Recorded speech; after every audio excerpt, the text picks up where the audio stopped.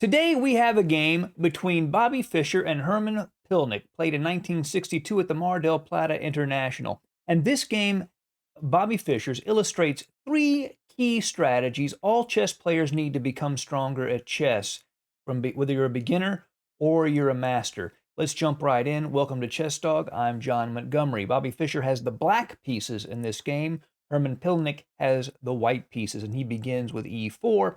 Bobby Fischer plays c5, knight f3, d6, and we quickly get Bobby Fischer's absolute favorite defensive system against e4, the Najdorf variation. Pilnik plays bishop to e2, and Fischer responds with e5. Another possibility, of course, is e6. These are different structures.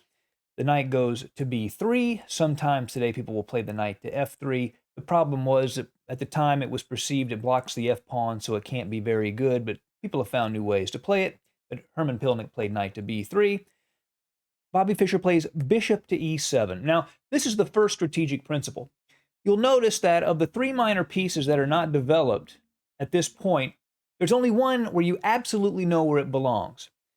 This bishop at c8 could go to e6. It could also go to b7 after this pawn advances to b5. The knight could go to d7 or it could go to c6. There are options. But with the bishop at f8, there are not. So you play the minor piece where you know its best square is first, so you can make the decisions regarding the other minor pieces later. That's the first strategic principle.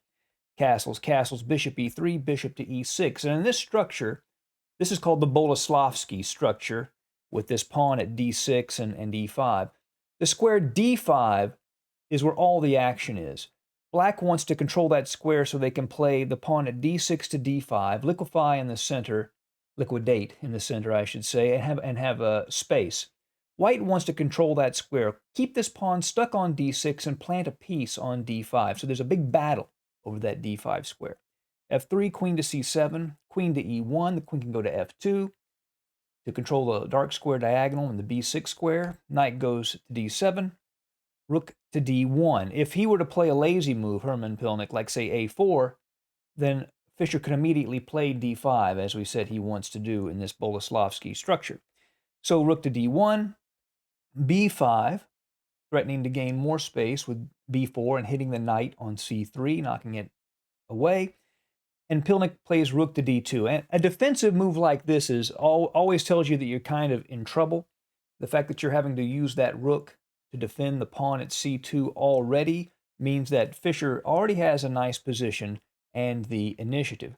He then plays knight to b6. He could have played b4, kicking the knight at c3 away, and after a sequence like knight d5, takes, bishop to f5, he's attacking this weak pawn on c2, queen f2, a5, and Fischer has a very nice initiative on the queen side.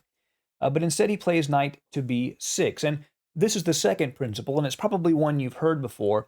Always play to control the center of the board at all times. Even the very best players, the world champions, even though they violate the rules every once in a while, almost always make sure they're controlling the center of the board. That is key. And in this position, it's not just the whole center, it's also, again, as we mentioned, this d5 square. So the second principle, always play to control the center of the board. After knight to b6, Fischer said Pilnik should have just captured that knight, got it off the board immediately, because it can cause a lot of trouble. But instead he plays queen to f2. Fischer responds with rook a to b8, defending the knight, but he said he shouldn't have given Pilnik a second chance to take that knight. He should have just jumped immediately into the c4 square. And after bishop c4 takes, bishop to b6, queen c8, knight to a5, it looks like White's getting a nice initiative, but in fact he gets pushed back. He's in big trouble already. After knight to d7, hitting that bishop at b6, if the bishop retreats to e3, then the bishop at e7 goes to d8, hitting the knight on a5. How is White to defend the knight? It looks trapped. Well, his only real chance is to play knight to d5, so that here, if Black were to take that knight at a5, the knight to e7 check would fork the king and the queen. So Black would be forced to take the knight, and after rook takes, White is actually defending the knight on a5 with the rook. However, after Fischer would play knight to f6, the rook would be pushed away, and basically Pilnik would have to give up the exchange and would lose material. So Fischer felt that would have been a better choice. But he defends the knight, and Pilnik doesn't miss his second chance. He takes the knight on b6 this time. Takes the knight, hops into d5, knight takes, pawn takes, bishop goes back to d7. And if you look at the imbalances here, they really do favor Fischer. He has the two bishop advantage in the minor pieces versus a bishop and knight, and he also has a real nice mobile kingside pawn majority. That pawn majority can be advanced. A passed pawn could be created in the center of the board. Maybe he can use it for a kingside attack later. So Pilnik plays the immediate move f4. He wants to take away the mobility of that pawn structure. Fischer said he resisted playing f5 because he was worried about the weakness of this e6 square. It is, however, playable. He also could have played e4 immediately, and now he would have a passed pawn. He was probably worried about giving up this square to the knight, but the knight ends up getting that square anyway. Fischer instead decides to play bishop to f6. When these pawns are exchanged, the bishop will be on a nice square on e5. Pilnik plays c3 to limit the scope of that bishop. The rook goes back, pawn takes, bishop takes. Now the knight does go into d4, aiming at c6. g6 keeps that knight out of the f5 square, where it would really cause problems. And a3. Now Fischer plays a standard minority attack on the queen side. Now what a minority attack is when a minority of pawns, in this case the pawns at a and b, a6 and b5, attack a majority of pawns, in this case the three pawns at a3, b2, and c3. And what you do is you exchange your two pawns off for two of these pawns, and white is left with one single isolated and weak pawn. And then you attack that pawn. And this brings us to the third principle that Fischer teaches us, and that is play on the side of the board where you are strongest. It would make no sense for Fischer to attack white's king here. He doesn't have the pieces in the right place, doesn't have the structure for it. He's perfectly positioned to attack on the queen side, so that's what he does. Attacks on the side of the board where he is strongest. a5, continuing the minority attack, king h1, b4, takes. Rook c2 hits the queen, so he has to move, queen to b6. The knight hops into c6, and now pawn takes pawn, and it would be a big mistake for Pilnik to take the rook at b8, because if he does, queens get exchanged, and the pawn passes by, goes to a2. It's threatening to promote to a queen at a1. If rook to f1 to stop it, rook takes knight, rook to a1, and now bishop to f5. It's the rook at c2, forcing him to make a bad decision one way or the other. If he plays the rook back to c1, then just rook takes b2, defends the a2 pawn, and Fischer is crushing in this position. If instead he plays the rook to d2, then bishop to b1.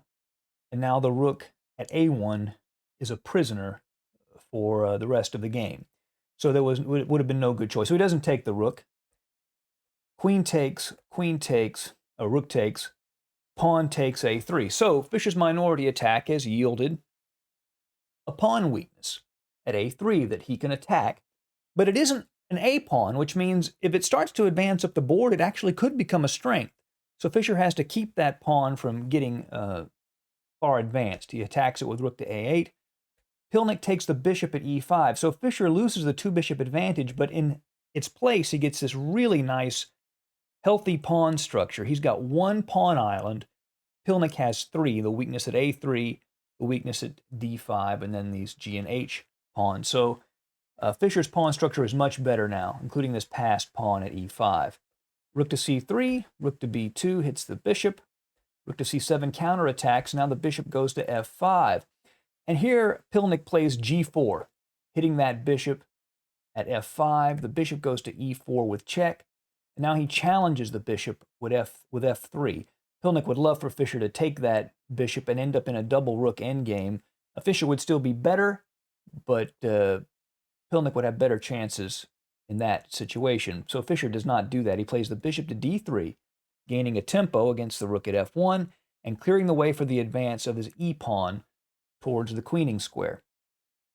If Pilnik had played rook to e1 to hit that pawn, then e4, and here, if bishop e4, Fischer could just pin the bishop to the rook at e1, and if instead bishop g2, then rook to d8, rook to c5 to defend the pawn, then king to g7, and Fischer would just play f5, and he would have two beautiful connected passed pawns, and that would be a winning endgame for Bobby Fischer. So instead, Pilnik plays d6. rook to d8 to stop that. Rook e1 at counterattacking the pawn at e5. Rook takes pawn, rook takes e5. And now Fischer can activate his pieces, and Pilnik is actually lost. Fischer's pieces are way too active in this position. He plays rook to f6, hitting that bishop at f3, forcing Pilnik to make a decision he doesn't want to make. If he retreats the bishop to g2, then rook to b1 check is actually a forced mate. After bishop to f1 to block, he just plays rook to f2. And now the king has nowhere to go, and there's nothing he can do. Eventually, the rook will just take the bishop at f1, and it will be checkmate. So instead, he defends the bishop with rook to e3. But that allows a nice tactic. Do you see the tactic? The theme is a pin. That's right. Fischer takes the bishop. After rook takes rook, bishop to e4 pins the rook to the king.